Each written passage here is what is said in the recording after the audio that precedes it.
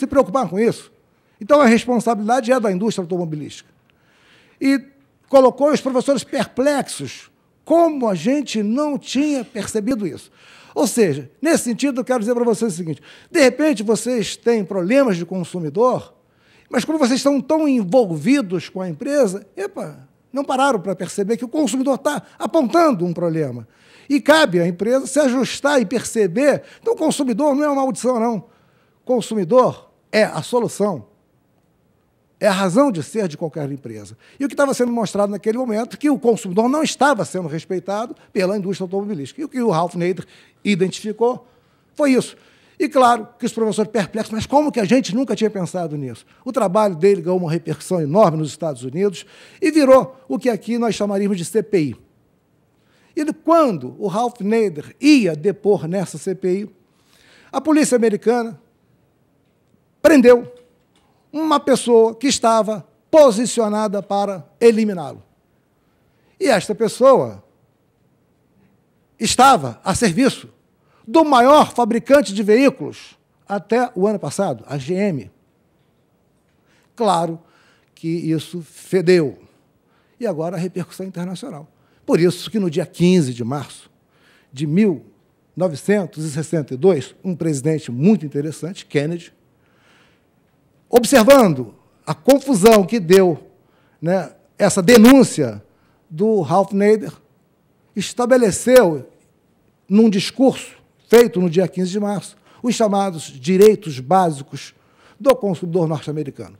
Acabou. A empresa tem que respeitar, primeiro, a vida, a saúde, e por aí vai. E se a gente abre o nosso Código de Defesa do Consumidor, o que a gente vai ver como fundamental para o consumidor está colocado lá no artigo 6º. E, por acaso, também tem lá no caput, são direitos básicos do consumidor. Então, ali, nós temos a orientação, né, do que deve ser direito do consumidor. E eu também devo dizer aqui para vocês o seguinte, o direito do consumidor, o nosso código tem lá o nome dele, Código de Defesa e Proteção do Consumidor.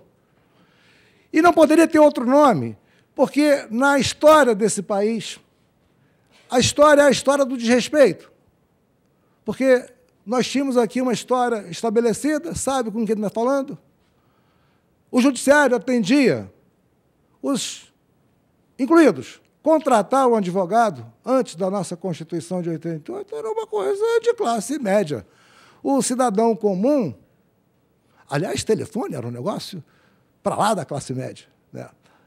Antes da nossa Constituição, uma linha telefônica no Brasil, eu me lembro que uma linha telefônica nos idos ali de 82, quando eu cheguei aqui, que eu não sou daqui, eu sou de Friburgo, cheguei aqui em 81, mas eu me lembro que o telefone custava alguma coisa em torno de R$8.000, dependendo da região. Linha fixa. Era um negócio para poucos. E eu, como estudante, evidentemente, era muito complicado ter um telefone fixo em casa.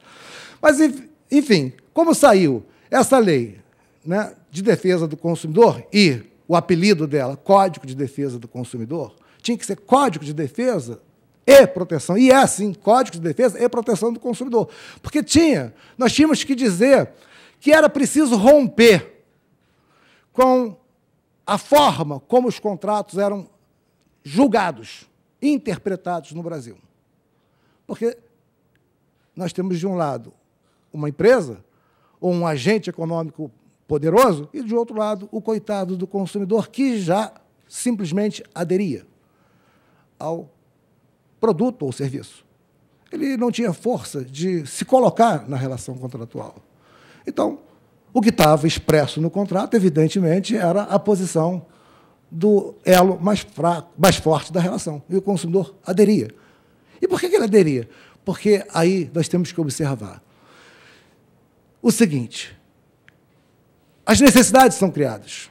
Se a gente voltar 15 anos atrás, se eu perguntasse aqui quem tem telefone celular, provavelmente poucos. Hoje, se eu perguntar quem tem telefone celular, certamente todos. E provavelmente mais de um. Então, mas isso não era assim? Então, criamos a necessidade, e elas vão surgir cada vez mais. Então, agora, né, Sônia falou do Dia Internacional do Consumidor, mas eu quero lembrar aqui para vocês o seguinte. Este ano, no dia 11 de setembro, nós vamos comemorar 18 anos de vigência do Código de Defesa do Consumidor. Então, essa lei está completando, ou completará, 18 anos de aplicação. E todos aqui, imagino que predomina, né, pessoas formadas na área jurídica, sabem que, pelo atual Código Civil, aos 18 anos, a pessoa natural se torna capaz. Então, se o Código de Defesa do Consumidor fosse uma pessoa, esse ano ela se tornaria capaz. O que eu quero dizer com isso? Eu quero dizer o seguinte, eu comecei a trabalhar com direito do consumidor pelas mãos da doutora Sônia, que era diretor do PROCON, e me levou para lá, e eu me apaixonei por esse negócio e nunca mais deixei de me interessar pelo direito do consumidor. Dou aula em diversos lugares de direito do consumidor. Mas o principal aprendizado meu, hoje, não é mais em nenhum livro de doutrina. Eu já li bastante, e não estou dizendo que não vou continuar lendo, mas eu percebo que a necessidade na área do direito do consumidor, a gente não encontra respostas em livros de direito. Porque é verdade que nós do direito somos muito conservadores. E o mundo está mudando. E acho que só aqueles que conseguirem se adaptar a esse mundo, estou falando da tecnologia, serão capazes de sobreviver. Então, a minha mensagem é da necessidade de que as empresas se ajustem às novas demandas, que as tecnologias sejam usadas e, evidentemente, o direito ajustado para que a gente possa estabelecer uma relação, primeiro, de confiança. Na história do contrato nesse país, será que o usuário do cartão de crédito pode confiar cegamente no que é lançado na fatura? Vamos trazer isso para a área de telecomunicação. Será que o usuário, historicamente, poderia confiar no que é lançado na fatura?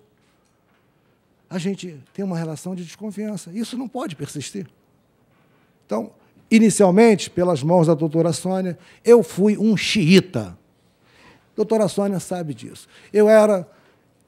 A concorrente de vocês me elegeu como o capeta. Porque eu participava de um programa de televisão e esculhambava. Eu via, mas nós tínhamos que fazer isso. Nós estávamos num momento em que o direito do consumidor estava nascendo. Só para vocês terem ideia do que nós estamos falando, direito do consumidor, antes de 95, a lei entrou em vigor em 91, antes de 95, falar de direito do consumidor no tribunal aqui do Rio de Janeiro, você era, assim, desculpa o termo, sacaneado. Você era desrespeitado, porque o direito do consumidor, do ponto de vista do tribunal, era olhado como uma coisa para a dona de casa que está querendo, no máximo, reclamar de uma máquina de lavar. Se fosse um carro, isso não. E veja o que nós tínhamos antes de 95, lei de pequenas causas. E associou que o Código de Defesa do Consumidor era uma lei para pequenas causas. E nasceu, então, um tabu em relação ao Código de Defesa do Consumidor, e demorou sim, que ele colasse, que ele pegasse, que ele vingasse. Claro que, naquele momento, acho que quem militava na área tinha que ser absolutamente xiita para fazer valer e ganhar pelo grito. E espernear, falar, denunciar na televisão. Agora, eu estou dizendo que nós estamos completando 18 anos. É tempo. Já caminhamos o suficiente para que a gente discuta o que está colocado como um direito básico.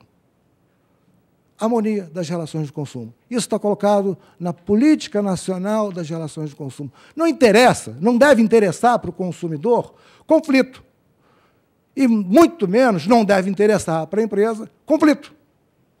Nós temos que estabelecer uma relação de harmonia, de respeito.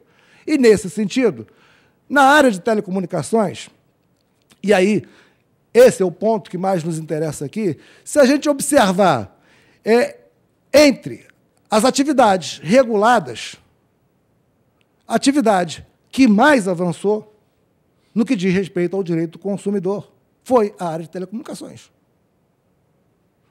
Esse ano, por exemplo, nós estamos vendo aí, né, entrou em vigor 2 novas legislações de interesse direto para a área de vocês. Call center e portabilidade. Afinal de contas, acabou? Agora temos a portabilidade. Mas aí você pode pegar esta portabilidade, o direito de levar o seu número para outra operadora, veja se isso já não estava lá no Código de Defesa do Consumidor. E o Código de Defesa do Consumidor, como eu disse, já entrou em vigor desde 1991. Está lá como direito básico do consumidor. A liberdade de escolha. Mas aí você poderia dizer que na área de telefonia móvel, por exemplo, não, mas aqui no Rio de Janeiro nós já tínhamos a liberdade de escolha, você tem